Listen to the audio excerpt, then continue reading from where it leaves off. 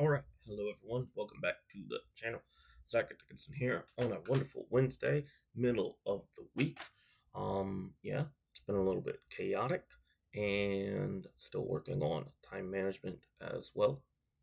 Uh, Sunday night, I just went to bed early and didn't properly manage time, same with Monday. But here we are with Wednesday, and one of my goals over the past few weeks has been to watch Witch Hat Atelier, and I was a bit stumped because I was interested but not interested or like invested all the way a couple of episodes in. But I finished it, and here is the full Witch Hat Atelier review. And so, sorry about that interruption. And so, let's have fun and break down Witch Hat Atelier. This will be one continuous clip. So, Witch Hat Atelier follows Coco as she wants to look into and discover magic and is very curious about magic. In the very beginning, she is gifted a spell book or grimoire or whatever you want to call it, and all that by a mysterious man. Well, this turns out to be very forbidden magic as it is. She then would meet an actual witch man who also later we find out has apprentices. Um and this man's name is Kefrey, Geoffrey, Kefrey, something like that. Kefrey, I think. Kefrey, something like that. And so later that night, after she sees Kefrey's magic um fixing a wagon, she is even more curious about magic than ever before, and what and draw. And so basically, how magic works is you have to draw it, and magic becomes so as such. And so she draws a magical spell, and boom, like fire or something comes out. She goes, "Ooh, interesting."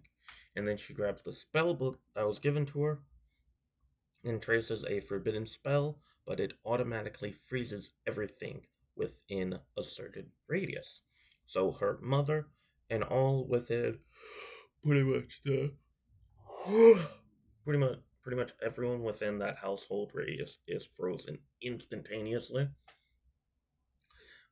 And so Geoffrey senses it, gets her, takes her away, tells her that if she becomes his apprentice, they'll find the man who gave her this and they'll reverse the spell eventually. Also telling her that what she just did was forbidden magic. So she then becomes his apprentice. Overall, the show goes a bit faster than some would expect at times, and then is also very much slower at times as well. We get to see the mundane life and the slow and methodical life of witches, as all the apprentices are little girls, probably like 12 or so, as they're slowly developing their magical apparatuses. And we constantly see them practicing on spells that they're trying to improve on as they find their specialties in straight lines, curved lines, jagged lines, and so on and so forth. And much of the show is about these four apprentices growing and developing their magic. We see some other outside of their things as well. Outside of their atelier, atelier is just the place that they practice and is kind of like their base of operations. They have witch hats, so Witch Hat Atelier, which is with hats, their bases are called atelier. And so we see a few instances where they go outside their atelier to get a few things for Coco. They visit a city called Khan, which is a magical city. They meet a few new people. They go on an adventure of saving some people nearby. And then at the end of the entire season, they are taking a test in where the Brimstones finally make their move. They made their move about episode 5 as well, taking all the um Coco sees the man who gave her the spell book, runs after him, and her and the other princesses are transported into this other place. Yeah, this place farther that is just far away from Khan, and they have to conquer this dragon and find a way to get out. They make a new spell where the dragon gets encapsulated and very comfortable in a heap of clouds. And then Kefri saves them. And so, after. Okay. And then, so that's pretty much the first encounter with the brimstone or brim caps, brim hats. I prefer brim caps, but I think the technical term in regards with the anime is brim hats. Brim caps just kind of sounds better to me.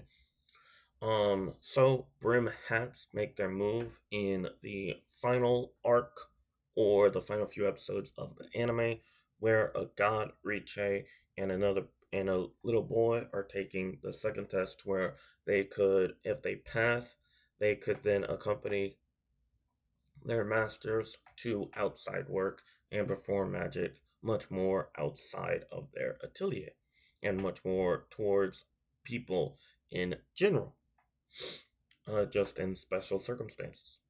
But in the middle of all of this, the brim hats strike. And the brim hat that strikes is a brim hat that is a hat and a cape and nothing else, lost in all else due to constantly practicing forbidden magic.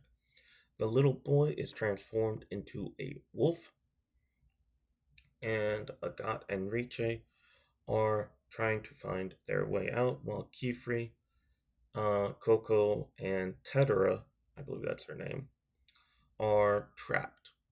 We leave we end the season with Kefri, Coco, and Tedera trapped, with Uni leaving and fleeing as he's transformed into a wolf after finally gaining the confidence he needed. And their instructor is captured, with Riche and Agat are left to themselves pretty much, and they're just there in the cave that they were in. And so I don't know. And so the reason why I didn't really watch this at first is because um a few other anime recently over the past year or so had come out and they had the Atelier name with them, and I thought that this anime would be very much the same as the other ones. Like the Atelier Meister was simplistic and not really that much. This one I underestimated and I slept on it very, very much. And I find that it is a great and wonderful anime with lots and lots of potential. It kind of reminds me of Mashal, with the how the villains are in Mashal, just scaled down and not as ramped up as quickly. And well, the main character obviously can do magic. But the villains of Mashal kind of remind me of the villains of Witch Hat Atelier, kind of remind me of the villains in Mashal.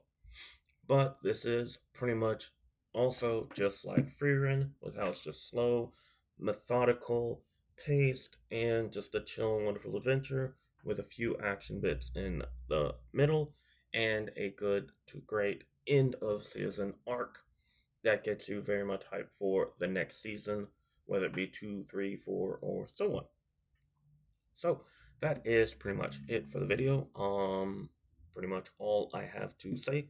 This is a very good anime. I wouldn't say it's one of the best anime ever.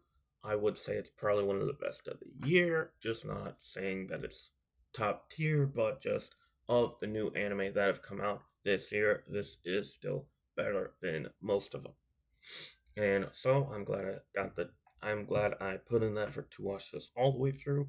It's a bit slower than I would have liked, but it's a great and wonderful anime.